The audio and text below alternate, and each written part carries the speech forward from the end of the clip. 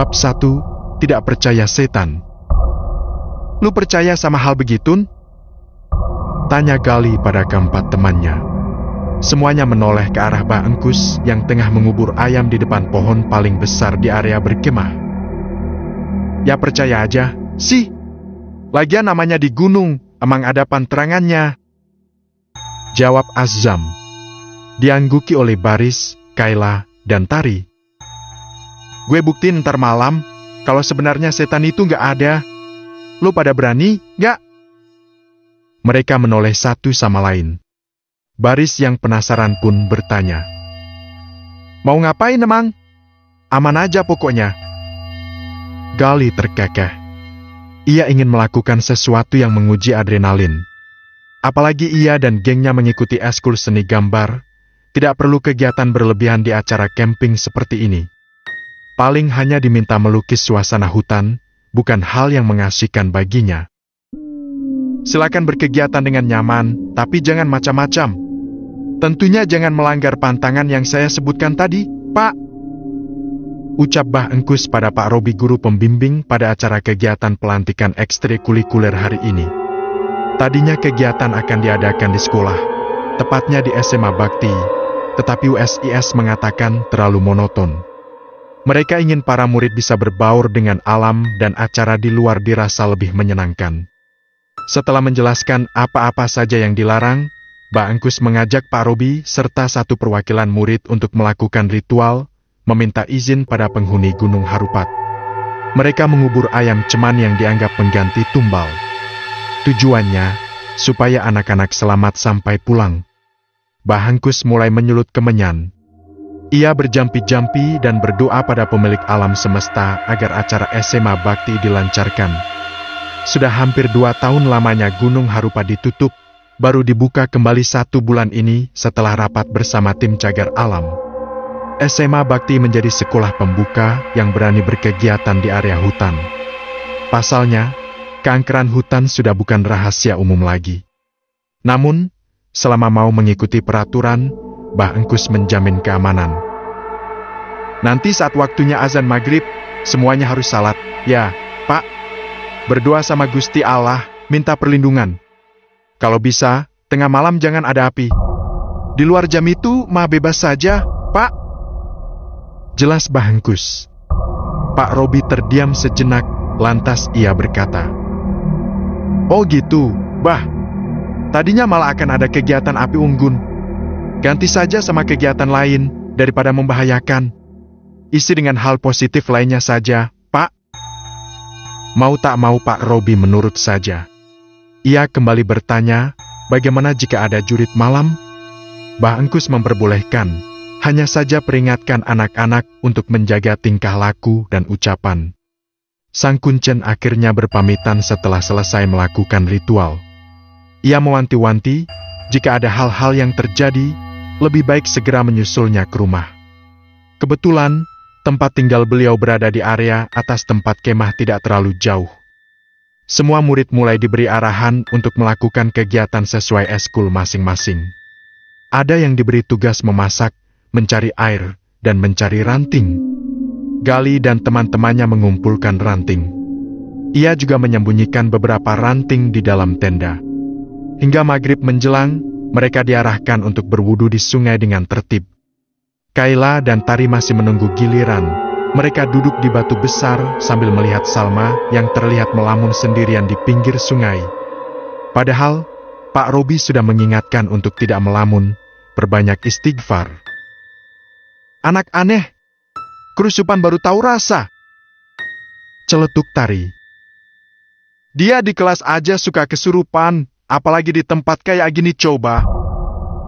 Kayla berdesis sinis. Ia kadung sebal melihat Salma, si gadis berkacamata yang memang dicap aneh oleh semua orang. Sementara itu, Salma tengah menahan rasa takut untuk tidak berteriak kencang kala melihat sosok putih melayang-layang di sekitar sungai. Telinganya bergemuruh hebat, mendengar tangis dan tawa secara bersamaan. Mungkin di tempat lain ia bisa mengabaikan sosok gaib yang menampakkan diri, seolah-olah tidak bisa melihat mereka. Berbeda dengan di tempat seperti ini, Salma hanya bisa beristighfar sebisa mungkin supaya para makhluk gaib enggan mendekat. "Berani sekali kalian datang ke sini." Suara lirih itu berbisik tepat di telinga Salma. Tubuhnya seketika menegang, ia tak berani menoleh ke kiri sebab sosok berambut panjang tengah memandang wajahnya dengan jarak begitu dekat. Jantung Salma berdebar kencang. Napasnya tersenggal. Tangan Salma terus mengepal, mengeluarkan keringat dingin. Ia melirik ke arah lengannya di mana sosok itu tiba-tiba saja meraba kulit Salwa yang putih. "Jangan!" teriaknya spontan berdiri. Semua menoleh ke arah gadis itu. Tatapan orang-orang tentu penuh dengan intimidasi. Salma yang masih terengah melirik ke sana kemari, memperhatikan mereka. Ia langsung berlarian kembali ke tempat kemah. "Nah, kan, mulai berdrama tuh bocah." Tari bergedik ngeri. "Mana kita stenda lagi sama dia? Enaknya sih, kita kerjain aja." Sekitar pukul 1 malam, kegiatan selesai. Semua diminta beristirahat karena tidak ada acara api unggun. Sebagian memang kecewa, tetapi memakluminya, sebab sudah jadi peraturan dari sang penjaga hutan. Kayla dan Tari belum juga tidur, mereka terus saja melirik jam tangan. Dari beberapa jam sebelum pembubaran acara, mereka sudah janji bertemu dengan Gali, Baris, serta Azam. Terdengar suara benda yang dilempar di dekat tenda. Tandanya, Gali memberitahu bahwa mereka sudah pergi ke area dalam hutan. Tari langsung membangunkan Salma, mengajak paksa gadis itu untuk pergi. "Mau kemana?" tanya Salma. "Udah gak usah berisik, Sal. Kita mau ngelukis di hutan, biar seru," jawab Tari asal. Mau tak mau akhirnya Salma menurut saja karena takut diintimidasi oleh teman-temannya. Mereka mengendap perlahan, memastikan semua orang sudah terlelap. Ketiganya berlain menghampiri tim laki-laki yang sudah menunggu di bawah bukit. "Itu Gali!" kata Tari, menunjuk sinar ponsel yang digoyangkan dari bawah. "Tunggu, Tar. La, kita mau kemana? Nanti Pak Ruby marah." "Gak usah banyak nanya, Salma. Lu bawel banget, sumpah. Udah ikut aja, jangan ngebacot terus." Sesampainya di bawah bukit, Gali langsung mengarahkan teman-temannya untuk menelusuri hutan. Masing-masing membawa senter. Azam dipindahkan ke belakang, menjaga para gadis. Suara binatang malam membuat suasana begitu mencekam. Salma terus saja menunduk, ia tidak berani menatap dahan-dahan yang besar di atas sana. Sebab, Salam tidak bisa menjamin sosok-sosok itu menampakkan diri dengan rupa yang bagus. "Sampai, kita main di sana." Gali menunjuk sebuah tempat yang ternyata gua. Siang tadi sembari mencari ranting, ternyata ia juga menelusuri hutan demi mendapat tempat aman dan nyaman. Hanya sampai dalam mulut gua, mereka duduk melingkar. Kayu yang sudah terkumpul dirancang menjadi boneka kayu. Lalu, dipakaikan kaos putih agar sama percis dengan jahe langkung. Batok kelapa pun sudah disiapkan Gali. Teman-temannya sampai heran, mengapa bisa ada benda itu di hutan. "Enggak, aku nggak mau ikut. Ini bahaya," ucap Salma tiba-tiba. "Kalian bisa ngundang mereka. Apalagi hutan ini angker." "Apaan sih? Lu nggak dengar? Kata Bangkus udah dilakuin pembersihan." Gali bersikukuh. Matanya melotot ke arah Salma. "Ya justru itu, dengan kayak gini kalian ngebangkitin mereka yang udah tenang. Sama aja bangunin singa tidur." Tari yang kesal langsung menarik tangan Salma. "Kalau lo nggak diem, gue di sini bisa bikin video aneh-aneh terus disebar ke satu sekolah. Mau?" Sontak Salma menggeleng. Dengan terpaksa ia mengikuti permainan. Semuanya diminta memegangi boneka kayu, merasakan kehadiran arwah-arwah penghuni hutan. "Jelangkung-jelangkung, di sini ada pesta. Datang tak dijemput, pulang tak diantar." Mantra pemanggil diucap bersama-sama. Kecuali Salma, ia tetap bungkam sambil menunduk. Mantra diucapkan sampai 3 kali, tetapi mereka tidak merasakan apa-apa. Gali pun terbahak. Udah gue bilang, setan itu gak ada. Kayaknya kurang sesuatu. Gimana kalau pakai ini? Azam mengeluarkan korek lalu mengambil sisa ranting. Ditancapkannya ke tanah, lantas dihidupkan. Kita baca lagi. Jelangkung, jelangkung. Di sini ada pesta, datang tak dijemput, pulang tak diantar. Kali ini angin datang dari arah mulut gua, meniup api di ranting. Mereka langsung melepas genggaman boneka, semua berdiri seraya memandangi Salma yang masih memegangi jelangkung begitu erat. Mana setannya? Gak ada, kan? Sekarang kalian kudu percaya kalau angker itu cuma mitos. Kenapa? Supaya manusia gak ngerusak alam. Sekarang kita pulang. Ajak Gali. Tetapi itu si Salma kenapa? Tari menunjuk Salma yang masih menunduk, tak bergeming sedikit pun. Tinggalin aja. Hayu buru keluar. Kayla langsung mengajak teman-temannya pergi. Semua mulai berhamburan, berlari meninggalkan gua seraya tertawa-tawa. Sekitar 5 langkah, terdengar jeritan melengking dari dalam gua. Mereka tak peduli, memilih untuk kabur meski sempat terdiam sekitar 1 menit. Para berandalan itu masih saja tertawa, yakin kalau Salma kerasukan sendirian di dalam gua.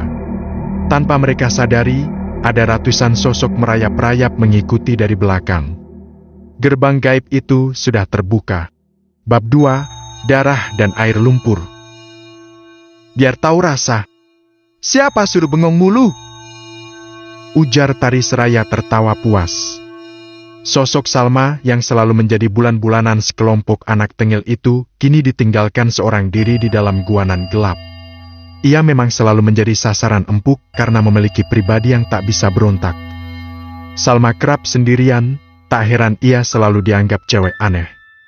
Gelak tawa masih mengiringi langkah Gali, Tari, Kayla, Baris, dan Azam. Kelima orang itu berjalan hati-hati di tanah yang landai.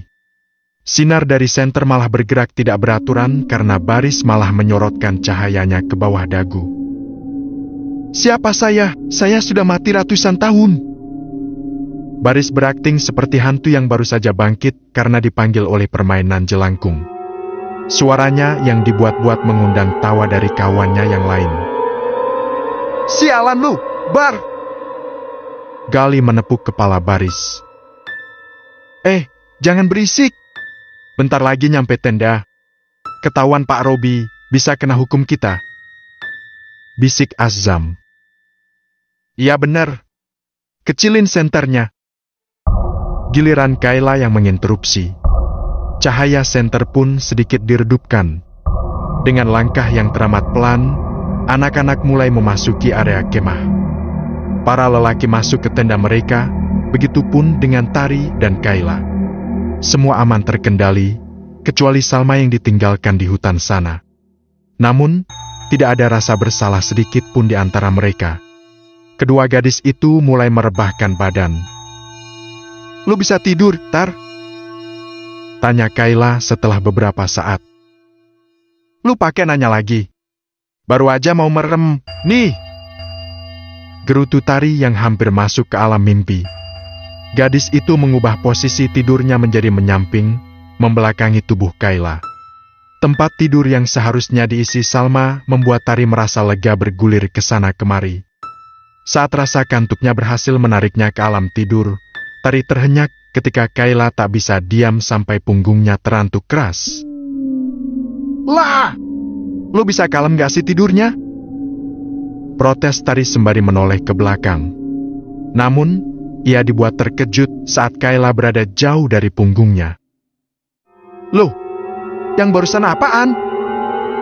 Tari bangkit dan mengucek matanya perlahan. Perasaan gue aja kali, ya? Tari merebahkan diri lagi, hendak tidur kembali. Akan tetapi, dari luar tenda terdengar suara bisik-bisik yang memanggil namanya. Tari, bukain tenda. Aku mau masuk. Tari tersentak ketika ada bayangan di luar tendanya. Salma? Bukain, dingin. Bayangan yang tercetak di kain parasut tebal itu berdiri dengan kaki terbuka dan kedua tangan yang melunglai. Gila ya, ganggu banget orang mau tidur. Tari membuka resleting tenda. Siapa suruh bengong-bengong, jadinya ditinggalin, kan? Suara Tari seakan tertelan kembali ketika melihat sosok yang berdiri di luar tenda. Rupanya itu bukan Salma. Entah siapa ia. Gadis dengan pakaian lusuh penuh tetesan darah dan air lumpur. Matanya tak memiliki sklera, berwarna hitam seluruhnya. Sungguh kontras dengan kulit wajah pucat dan penuh luka menganga. Tari sontak menjerit, ia mundur menimpa tubuh Kayla. Lah! Tolong! Lah! Ada setan! Gadis itu berteriak-teriak kian kencang.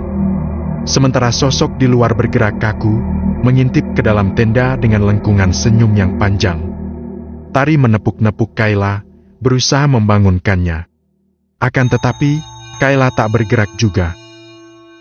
Lah! Sekali lagi Tari memanggil, kali ini ia menoleh pada Kayla. Dan betapa terkejutnya ia saat Kayla sudah terbujur kaku layaknya tubuh yang sudah kehilangan nyawa beberapa hari. Tari semakin berteriak-teriak.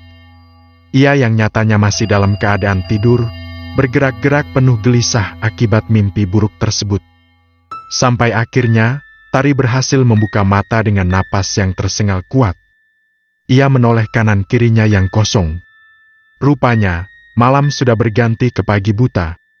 Sebagian siswa sudah dibangunkan, termasuk Kayla yang sudah keluar dari tenda tanpa membangunkan Tari. Gara-gara permainan jelangkung sialan nih pasti. Mimpi gue jadi aneh gitu. Gerutu Tari Seraya bangun dengan lemas. Karena kegiatan akan dimulai saat matahari mulai naik, ia pun bersiap-siap cuci muka di awal pagi. Jam masih menunjukkan pukul 5:30 saat orang-orang yang bertugas memasak untuk sarapan menyalakan kompor portabel. Anak-anak SMA Bakti itu mulai melakukan aktivitas. Tari yang bermimpi buruk pun tak berminat bercerita pada teman-temannya yang lain, atau ia akan diledek terus-terusan karena dianggap lebay. Sarapan sudah selesai 10 menit lalu. Kini briefing pagi pun dimulai. Semua anak-anak berkumpul, berdiri membuat lingkaran di sekitar tenda. Pak Robi pun mulai mengabsen semua siswa pagi itu. Tidak ada satupun yang mengingat bahwa salah seorang dari mereka tidak ada di sana. Salma Fathia. Ketika nama itu disebut, sontak Kayla dan Tari berpandangan. Mereka pun lupa jika anak tersebut belum pulang. Siapa yang satu tenda bareng Salma Fathia? Kemana dia? Tanya Pak Robi. Tari lantas mengangkat tangan berbarengan dengan Kayla. Sejak saya bangun tadi pagi, Salma udah nggak ada, Pak. Seru Kayla, berbohong. Saya juga nggak lihat, Pak.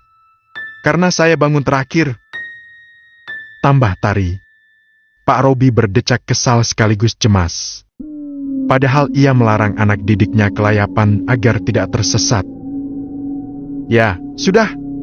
Sebelum melakukan kegiatan, kita cari dulu Salma. Sebagian cari ke sumber air.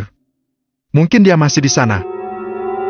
Sedikit saja, kelima anak yang semalam bermain jelangkung merasa was-was. Gali pikir, ia harus menemukan Salma lebih dulu sebelum anak itu mengadu kepada Pak Robi nantinya. Sementara itu, berada jauh dari perkemahan, Salma terkapar sendirian di dalam gua. Ia belum sadarkan diri atas kejadian malam tadi. Saat matahari mulai merangkak naik pun, Salma masih belum membuka matanya. Selintas, ada bayangan menghalangi badan Salma dari arah luar mulut gua. Sosok itu seketika terkesiap sambil menutup mulut. Hei, kamu ngapain di sini? Ujar anak perempuan yang memergoki Salma meringkuk di tanah. Ia mendekat, mengguncang tubuh Salma dengan hati-hati. Apa dia mati? Perempuan berbaju sweater putih garis-garis itu terkesiap. Apalagi ia melihat boneka jelangkung tergeletak di tanah. Hei, jangan mati di sini. Terangan pelan terdengar dari mulut Salma. Gadis itu mengubah posisi tubuh dan perlahan membuka mata. Ia mengerjap-erjapkan mata seraya memperhatikan dinding gua. "Kamu gak apa-apa? Ngapain kamu di sini?" Salma bangkit duduk seraya memegangi kepalanya yang berat. Ia menoleh pada gadis yang terperanjat duduk di sampingnya. "Kamu siapa? Kamu yang siapa? Oh, kamu yang kemarin datang bareng rombongan sekolah itu, kan? Bukannya lagi kemah? Kenapa malah tidur di sini?" Tanya gadis asing itu beruntun. "Iya, tadi malam harusnya aku nggak kesini." Salma masih memegangi kepala.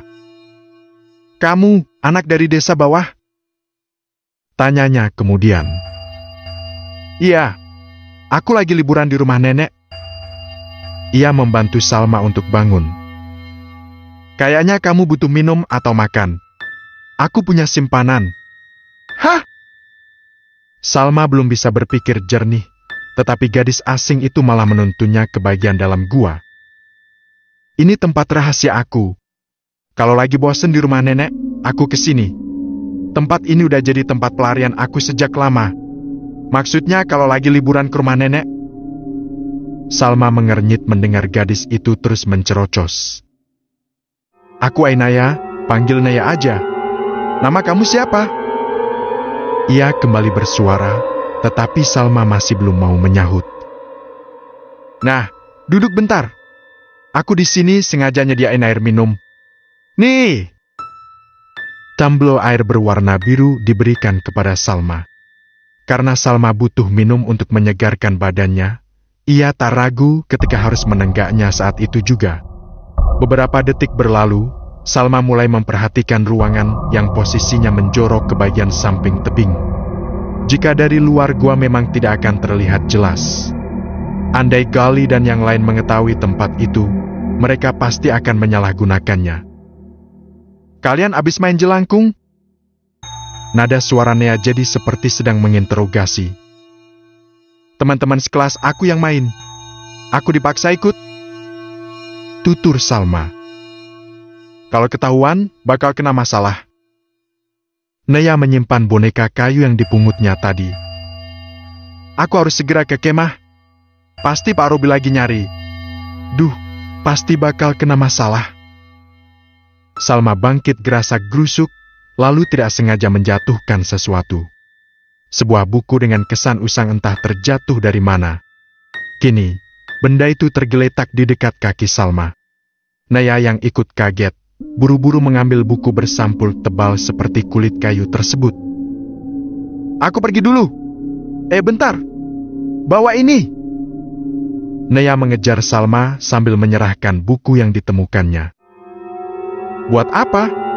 Simpan aja di sini. Ini bukan buku aku. Kamu aja yang bawa. Anggap aja berkat. Lagian kamu yang nemuin." Naya nyengir lebar. "Aku udah punya satu, tapi warna jilidnya hitam. Gak tahu itu buku yang ninggalin siapa. Yang jelas, siapa yang nemu, itu jadi milik dia." Naya tersenyum lebar. Pribadinya yang ceria, sungguh berbanding terbalik dengan Salma yang kerap murung. "Aku mau pulang ke rumah nenek. Takutnya nyariin karena belum sarapan udah kelayapan. Kamu juga pulang sana ke kemah. Hati-hati. Hei, Nea!" Salma celingukan saat memandang Nea berjalan cepat menuruni tanah yang landai, menuju ke desanya. Gadis itu bernyanyi-nyanyi, seakan tidak memiliki beban apapun. "Ya, anak seusia kita memang harusnya lagi bahagia, kan?" Gumam Salma dengan wajah sendu. Ia mulai melangkah sembari memasukkan buku yang diberikan Nea ke balik jaket. Suasana hutan pagi ini terasa sedikit aneh dibanding kemarin. Namun, Salma lebih merasa takut dimarahi Pak Robi ketimbang keanehan yang ia amati. Di jalan yang hampir mendekati perkemahan, Salma berpapasan dengan Gali dan juga Kayla. Ia dicegat secara kasar. Tubuh Salma disudutkan pada pohon kiara untuk digertak. "Jangan sampai lu ngadu ke Pak Robi soal kejadian tadi malam. Kalau sampai berani, abis lu sama gue." Ancaman Gali benar-benar membuat Salma merinding. belum lagi Kayla yang lewat tatapan matanya sudah sangat mengintimidasi. Iya, aku gak akan ngadu. Bagus. Ayo sana jalan duluan. Gali mendorong Salma dan ditangkap oleh Kayla. Gadis itu berpura-pura menggandeng tangan Salma, lalu berteriak kalau Salma ditemukan. Dengan aktingnya yang piawai, Kayla bilang Salma ditemukan jatuh saat mencari kayu bakar. Kali ini Salma meringis, haruskah ia berpura-pura jika kakinya terkilir? Kalau sampai ia ketahuan bohong oleh Pak Robi, maka yang akan kena masalah adalah dirinya, bukan Kayla. Pak Robi bersikap bijak kali ini, menyuruh anak PMI untuk mengecek Salma terlebih dahulu. Mereka mengiyakan meski sebenarnya tidak ingin lebih dekat dengan anak aneh tersebut. Sementara itu di kediaman Mbah Engkus, kuncen tersebut baru turun dari rumah panggungnya sembari membawa setampah kecil sesajen yang mengepulkan asap kemenyan. Sejenak, ia memperhatikan pagi yang sedikit didominasi oleh kabut tipis. Perasaannya sedikit terusik karena hawa cukup hangat dan matahari bersinar sangat terang. Mbah Engkus tak mengindahkan secuil kecurigaannya. Ia melangkah ke sisi pagar dekat bunga dahlia. Di sana ada sesajen yang akan diganti. Sikap tenangnya seketika berubah waspada saat mendapati keanehan lain di sesajen yang diletakkan kemarin pagi. Ayah naon ieu? Nah bisa kiu, ada apa ini? Kenapa bisa begini? Gumamnya cemas. Kopi hitam dalam cawan tiba-tiba berubah menjadi merah pekat layaknya darah. Bahkan aromanya berbau amis. Bebungaan pun layu setengah kering, pertanda bahwa ada energi yang melibasnya semalam.